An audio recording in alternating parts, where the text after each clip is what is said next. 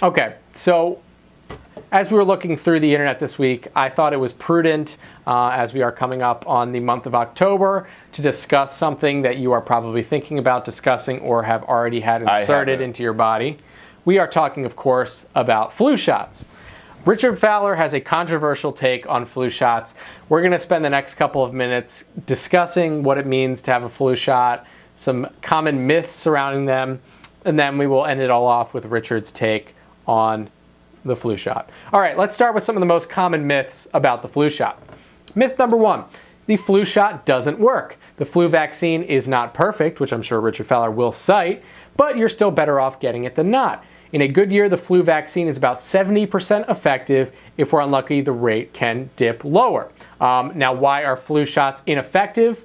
There are many reasons. One, there isn't just one flu. There are multiple strains of flu, influenza, that come around every flu season. And 2, some people just don't respond well to the vaccine. People with compromised immune systems, children and the elderly often aren't able to handle the dead antibodies or the dead flu bug that they inject into you to build up immunity.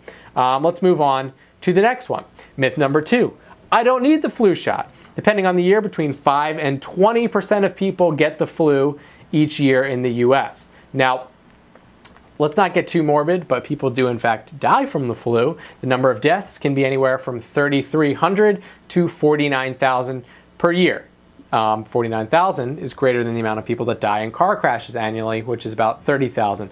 Finally, another myth, that the flu shot itself can give you the flu. It has been proven that this is just plain wrong. The way the flu shot works is they provide you with the inactivated or dead virus, which is then chopped into pieces.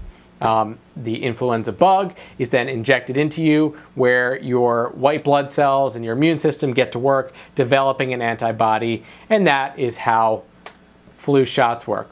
All right, Richard, we're ready to take your thing on it. One thing I do want to say before we get started, though, the word on the street is that this year's flu shot is very good. It's a good year. It's a good year for flu shots. Number one, tell if me. you get the nasal spray is actually the live flu, or parts of the live flu. Oh, I've never had the nasal spray. I didn't even know about the nasal spray. Yeah, the nasal spray. Oh, wow. So there's that. Okay. Number 2. Okay. Well, I'll give you that, but that's all I'm giving you. Number 2, and Rich said it best, right? There's multiple strands of the flu, right? So if you got a flu shot and your flu shot doesn't cover the strand that you have, guess what? Your ass is getting the flu. Not to mention, number 2, when you get built, anytime your body goes through any, and I'm not a scientist, but whatever, right? Like anytime your body goes through any type of, whether it be the flu, chickenpox, you build up immunity, right? So you, by taking the flu shot, you artificially limit your body's ability to build up an immunity to, next year. For example, I didn't get the flu last year. Neither did I. Did you have a flu shot? No. Neither did I. But I would get one. If someone walked into the room and was like, hey, free flu shots, I'd be like, my point is this. The reason why I didn't get the flu last year is because my body was immune to get it. If people around me had the flu, I just wasn't one of them. But why do you think you have a healthy immune system? You don't have a healthy immune system because you don't get a flu shot. No, I have a healthy immune system because, one, I eat well. If you're eating right and you're taking your vitamins and you have an active life, your body will eventually be immune to the flu. Additionally, no, I disagree with that. Additionally, I disagree with that. Because I had the flu, because I had the flu, yes, you have lower odds to get it, right? But because I had the flu a couple of years back, right? My body's like, oh, we've had this before. We already have the antibodies. Yeah, so I'm all right. So give me the flu. Just give me the fucking flu. Excuse my language, right? Give me the flu, and I'll deal with it. It doesn't take you down for more than 2 days for most healthy Americans. All right. The universe is going to provide Richard Fowler with the flu this year, and it's why would he? Great. Why would you curse me on that? You cursed yourself when you said, "Give me the flu." I'll be out for 2 days on camera.